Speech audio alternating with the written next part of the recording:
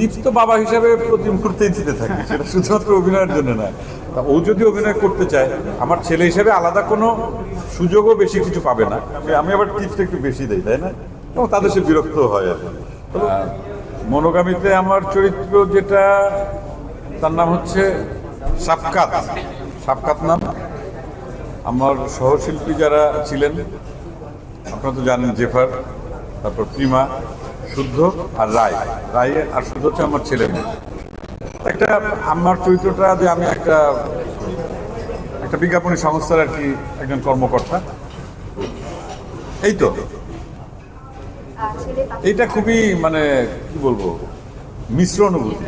প্রথম কথা হচ্ছে যে ওর তো আর অভিনয়ের কোনো চর্চা নাই অথবা কোনো প্রস্তুতি নাই, ও শুধুমাত্র অভিনয় করতে চায়। বাবা যেহেতু অভিনয় করে, বাবার একটু জনপ্রিয়তাও আছে, সব কিছু মিলিয়ে ওরও একটা ইচ্ছা হয় যে ও অভিনয় করবে, কিন্তু চাইলেই তো আসলে অভিনয় করা যাবে না। তারপরে ও স্টুডেন্ট, ওর পড়াশোনা আছে, পড়াশোনাটা শেষ করে যদি অভিনয় শেখে বা সেটা থিয়েটার থেকে হোক বা যে কোনোভাবে হোক না কেন, তারপর করতে চাইলে কিন্তু এটা একটা দীর্ঘ একটা পথ। তো বাবা হিসাবে প্রতি মুহূর্তেই দিতে থাকি, সেটা শুধুমাত্র অভিনয়ের জন্য না। মানে ঘুম থেকে ওঠা থেকে রাতে ঘুমানো পর্যন্ত কিছুক্ষণ পর পরই মানে কোনো না কোনো বিষয় সম্পর্কে আর কি আমি আবার টিপসটা একটু বেশি দিই, তাই না? এবং তাদের সে বিরক্ত হয় আর কি। তবে অভিনয়ের ব্যাপারেও টিপস দেই।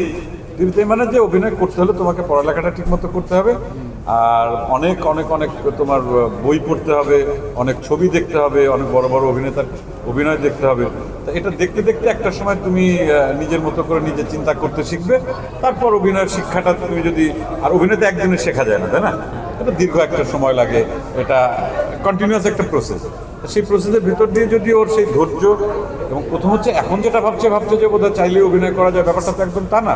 এটা আমি যখন শুরু করেছি ইউনিভার্সিটি লাইফে, এত বছর, প্রায় 25 বছর ধরে আমি অভিনয় করছি, এখনও কিন্তু প্রতি মুহূর্তেই কিন্তু শিখছি। তা ও যদি অভিনয় করতে চায়, আমার ছেলে হিসেবে আলাদা কোনো সুযোগও বেশি কিছু পাবে না। সেটা হয়তো আমার কাছ থেকে কিছু সাপোর্ট পাবে, বুদ্ধি পাবে, এটুকুই। কিন্তু দর্শকের সামনে ওকে যদি অভিনেতা হিসেবে প্রতিষ্ঠিত হতে হয়, ওকে অভিনয়টাই ঠিক মতো শিখতে হবে এবং করতে হবে। দর্শক যদি ওকে গ্রহণ করে, ও এগিয়ে যাবে, আর যদি গ্রহণ না করে তাহলে ওখানেই সমাপ্ত। এটাই আর কি।